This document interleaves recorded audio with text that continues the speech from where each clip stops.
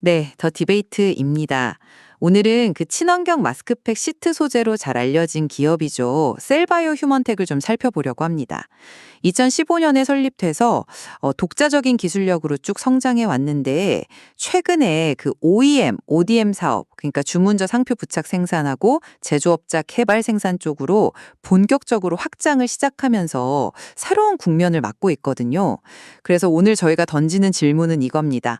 과연 이 신사업 확장이 셀바이오 휴먼텍에게 지속적인 고성장을 가져다 줄 새로운 기회가 될 것이냐, 아니면 혹시 기존 핵심 사업의 강점까지 좀 희석시킬 수 있는 위험 요인이 될 것이냐. 저는 이 확장이 셀바이오 휴먼텍의 기술력, 또 시장 지위를 바탕으로 봤을 때 아주 긍정적인 성장 기회가 될 거라고 그렇게 전망합니다. 글쎄요, 저는 좀 더 신중해야 하지 않나 그런 생각입니다. 이게 OEM, ODM 사업이라는 게 본질적으로 수익성이 좀 낮을 수 있고요. 또 사업 확장 과정에서 뭐 운영 부담이라든지 아니면 뭐 잠재적인 시장 경쟁 심화 같은 그런 위험 요인들을 그냥 지나칠 수는 없다고 생각하거든요.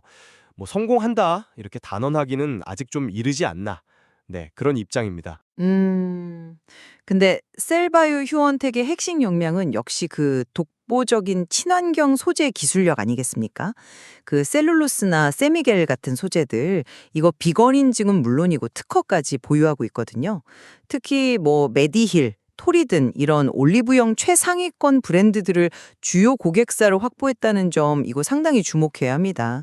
이게 단순히 기술력만 좋다는 게 아니라 그런 대형 고객사들의 아주 까다로운 품질 기준, 또 공급망 요구 조건 이런 것들을 다 충족시킬 역량이 있다는 걸 입증한 셈이죠. 그래서 프리미엄 마스크팩 시트 시장에서는요, 사실상 뚜렷한 경쟁자가 없다고 봐도 무방한 상황입니다.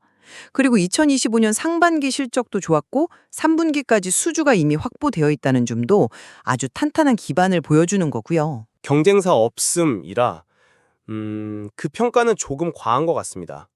독점적 지위라고는 하지만 그 매출 규모가 그 지위에 걸맞게 아주 뭐 폭발적이다. 그렇지는 않다는 점을 좀 봐야 할 것 같고요. 주로 이제 중가 라인에 좀 집중되어 있다 보니까 저가 시장 공략에는 한계가 좀 뚜렷하고요. 그리고 그 핵심 특허라는 것도 이게 영원한 게 아니잖아요.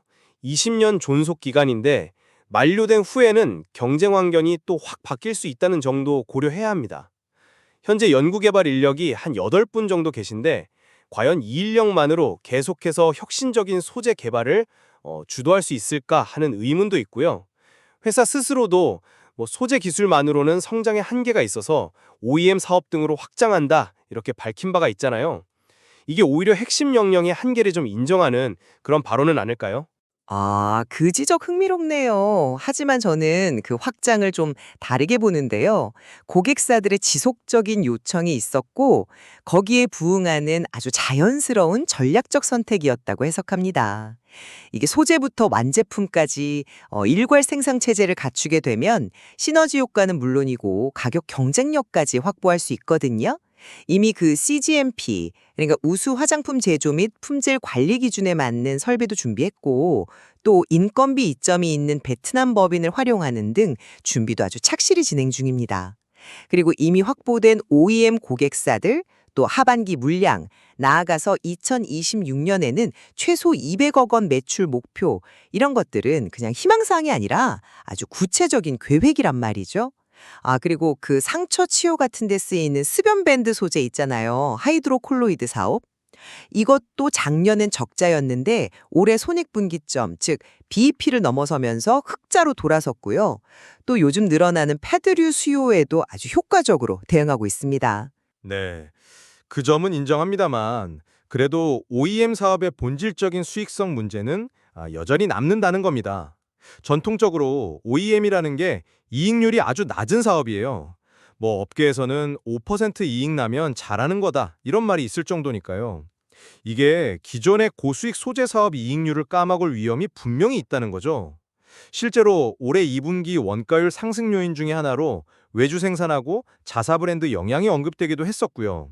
게다가 지금 화성 공장은 이미 공간이 부족해서 추가 증설이 필요한 상황이라고 하는데 이건 뭐 필연적으로 운영 부담하고 투자 리스크가 늘어난다는 의미 아니겠습니까?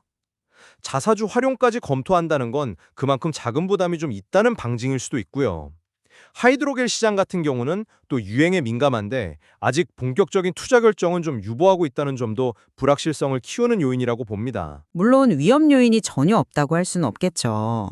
네, 하지만 저는 셀바이오 휴먼텍이 가진 그 기존 소재 사업의 아주 강력한 기반 위에 OEM, ODM이라든지 하이드로콜로이드 같은 이런 신규 사업이 성공적으로 안착만 한다면 지속적인 성장 동력을 확보할 충분한 가능성이 있다고 봅니다.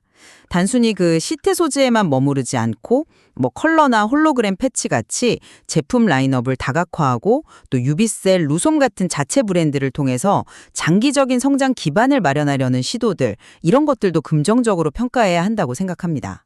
네. 신사업 확장이 돌파구가 될 잠재력은 저도 인정합니다. 하지만 저는 여전히 그 OEM 사업의 낮은 마진율이 회사 전체 수익성에 미칠 부정적인 영향을 가장 우려하고 있습니다. 또한 그 베트남 공장 증설이라든지 타공 설비 투자, 또 국내 공장 부지 확보 같은 생산 능력 증설과 관련된 이게 만만치 않은 투자 부담이거든요. 그리고 실행 과정에서의 리스크도 분명히 존재하고요. 결국에는 그 독자적인 소재 기술력만으로는 좀 부족하고 경쟁이 치열한 OEM, ODM 시장에서 어떤 차별화된 경쟁 우위를 보여줄 수 있을지 그게 지속 성장의 관건이 될 거라고 생각합니다. 네, 정리를 좀 해보자면요. 저는 셀바이오 휴먼텍의 핵심 기술력과 또 시장에서의 강력한 입지, 이걸 바탕으로 신사업 확장을 성공적으로 이끌어서 지속적인 성장을 달성할 잠재력이 충분하다, 이렇게 판단합니다. 준비된 계획과 기존 사업의 안정성이 이걸 뒷받침할 거고요. 저는 신사업 확장이 매력적인 카드인 건 분명하지만 역시 수익성 문제라든지 운영상의 여러 리스크를 고려할 때 그 성공 여부는 아직 속단하기는 이르고 좀 신중하게 지켜봐야 한다는 입장입니다. 잠재된 위험 요인들을 앞으로 어떻게 관리하고 또 극복해 나갈지가 향후 성장의 핵심이 될 것입니다. 네, 셀바이오 휴먼텍의 미래는 혁신적인 소재 기술을 기반으로 한 기존 사업의 안정성을 잘 유지하면서 동시에 이 신규 OEM, ODM 사업 확장을 성공적으로 안착시키는 그 균형점에 달려 있다고 할 수 있겠습니다. 오늘 저희 도니가 셀바이오 휴먼텍의 잠재력과 또 마주한 도전 과제들을 시청자 여러분께서 다각적으로 이해하시는데 조금이나마 도움이 되었기를 바랍니다.